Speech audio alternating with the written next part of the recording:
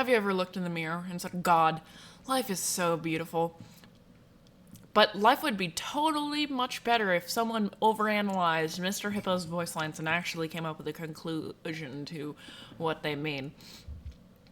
In this video, we go over Mr. Hippo's voice lines and try to make a conclusion to them. And, well, we did.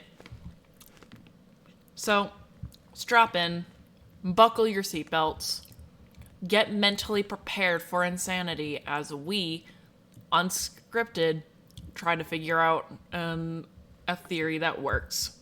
And this is straight from the brain and straight from a page of information we wrote down while listening to 10 minutes of Mr. Hippo voice lines, not including the pausing and unpausing. If you want to, there will be 2 parts to this video. If you want to view the other theory, there should be timestamps in the description or a book or some sort of bookmark in the video saying, hey, this is this, that is that. But anyways, without further ado, let us begin. So, we have Mr. Hippo, right? His voice lines have been commonly understood as something that we shouldn't read too much into.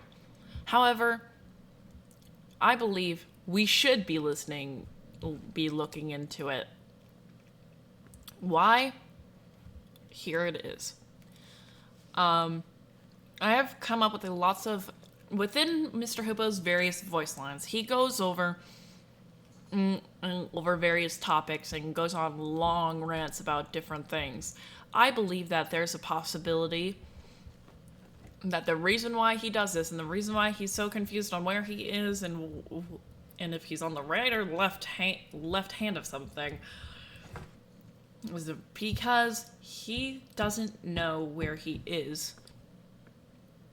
Not literally.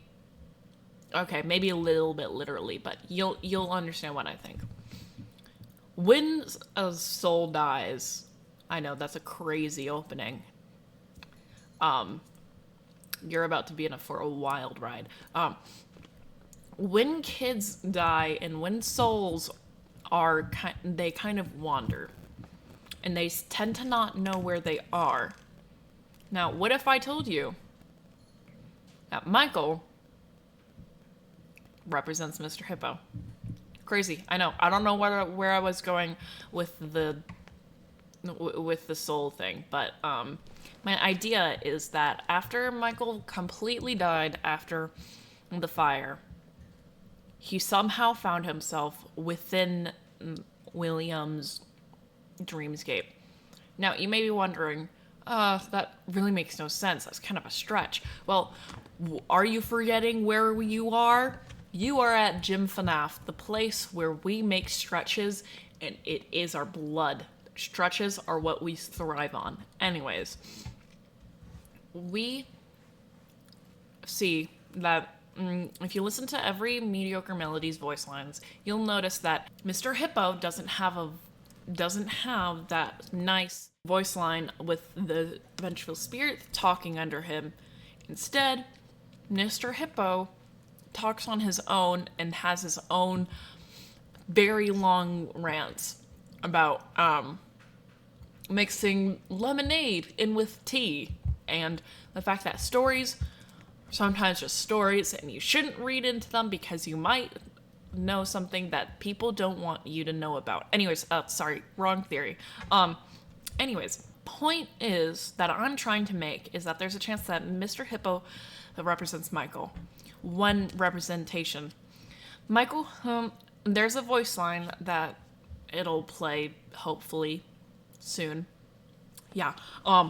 He says, watching the fish leap over the falls, and I said to Orville, you know, sometimes I feel like a fish leaping over and over again, always trying to get somewhere, though I don't know where, only to find myself in the jaws of a beast did me surprised, you know?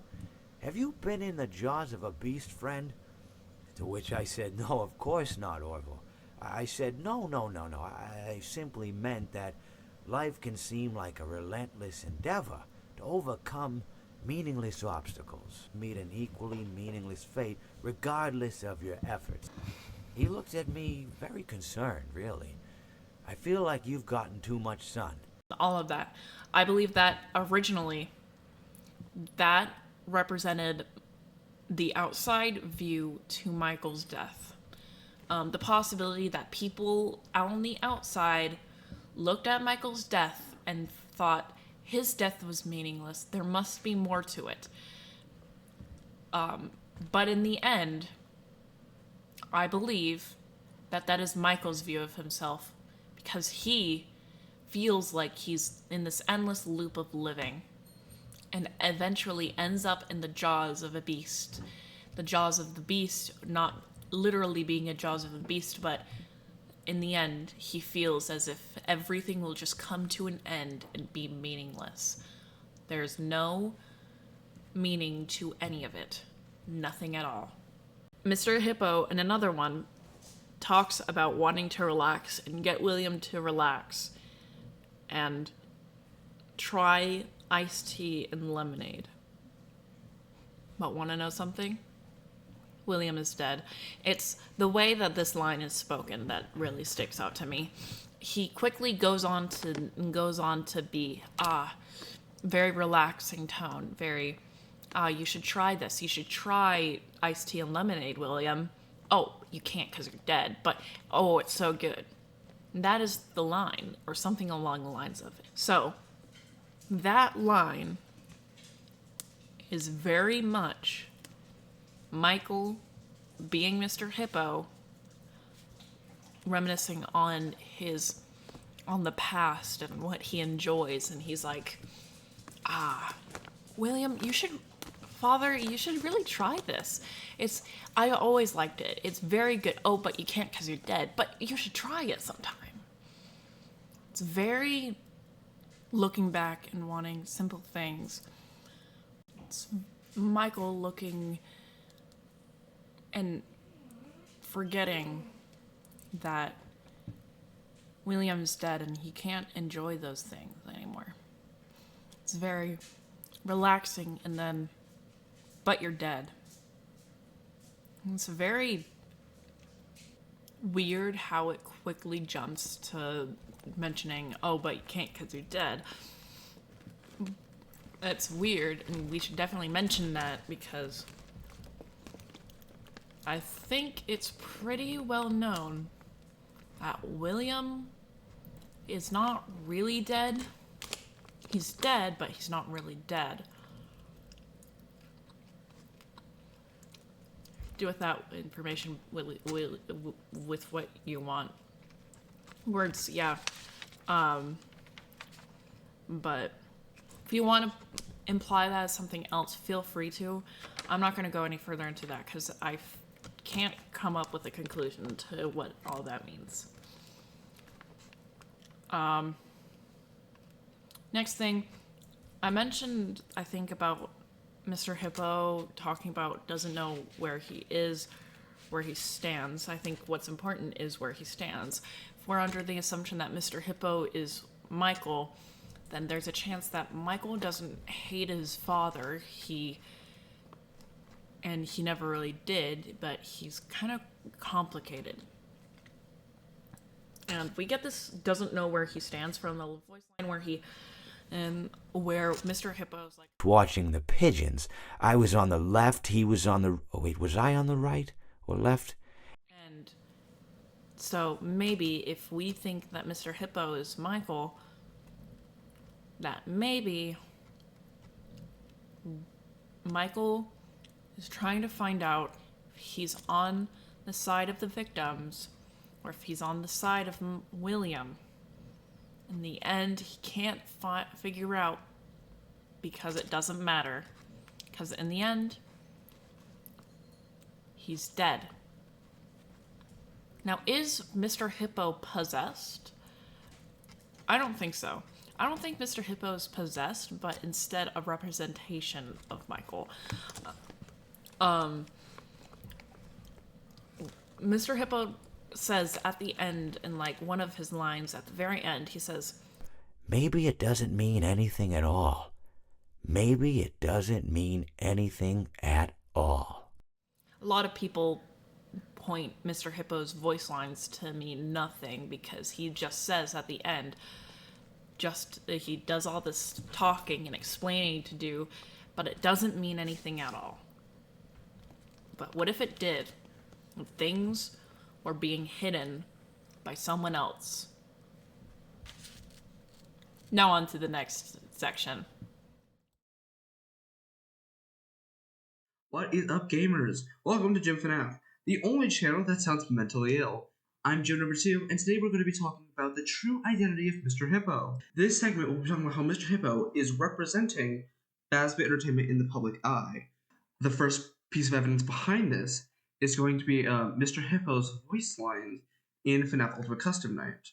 This is going to be a very this is going to be a various theme that's going to be coming around often.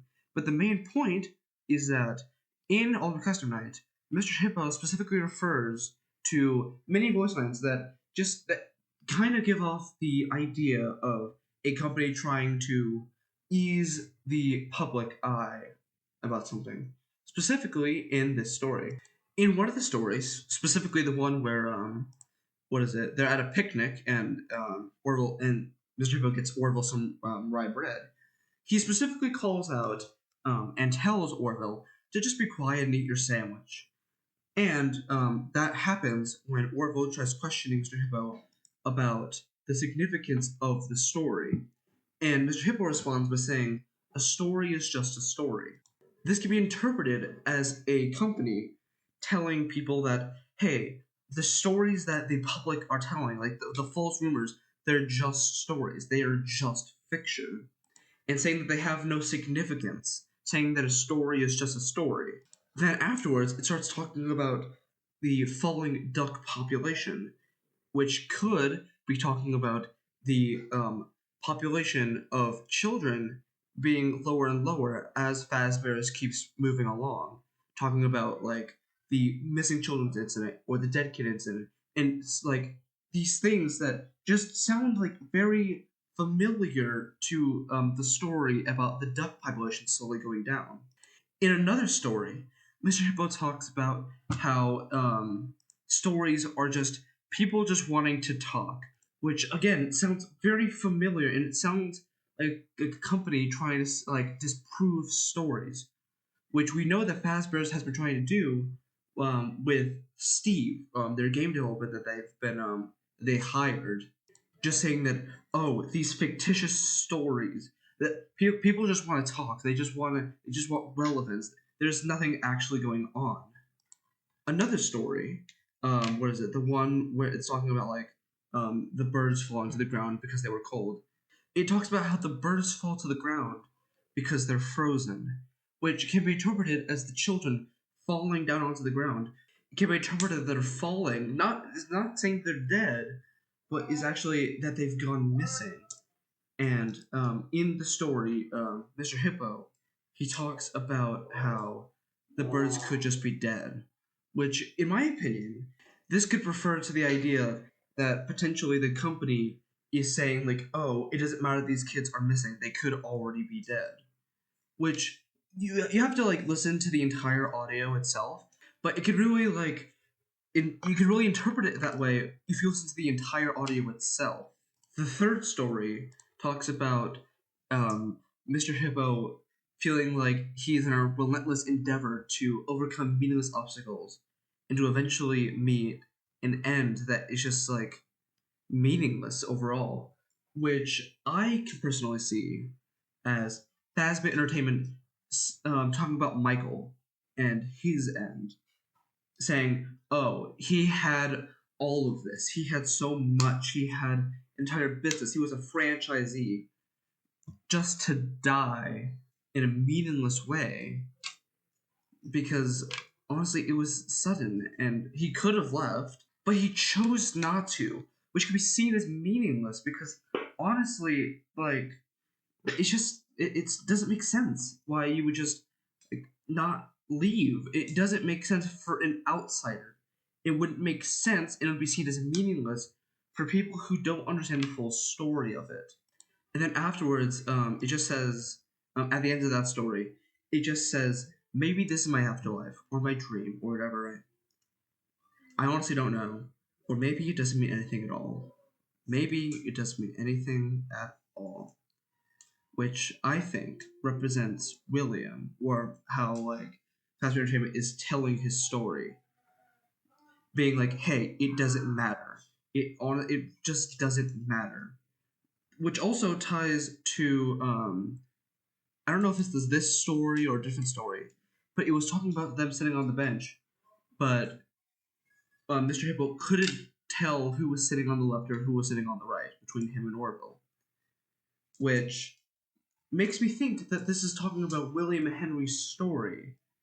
The reason I say this is because that if you look at their like if you look at them compared to the musical melodies, they're the only ones wearing top hats. They're the only ones with two buttons, and they're the only ones with the flower. Not only that, but like their voice, their speech is just more. It's fancier. It's more posh. And not only that, but they're the only animatronics, the mediocre melodies, who have an actual connection with one another. None of the other like mediocre melodies talk about one another, but it's specifically those two, which makes me think. And also, if you look at their similarities, Mr. Hippo is purple and Orville Elephant's like an orangey color. Which, if you look at the image used in the FNAF Encyclopedia, that's the image they use. Henry wearing something orange with overalls on top, which makes you think that these two they have to be related in some sort of way. It just doesn't make sense for it to be any like thing else. It doesn't make sense for it to be like random colors. No, nothing's random in FNAF. But the fact that Mr. Hippo says that it doesn't matter, makes me think that this is Fazbear Entertainment saying like, hey, it doesn't matter what happened. They're dead. Henry's dead. William's dead. Michael's dead. It doesn't matter. It happened, but whatever. It happened and it happened. So move on with your life.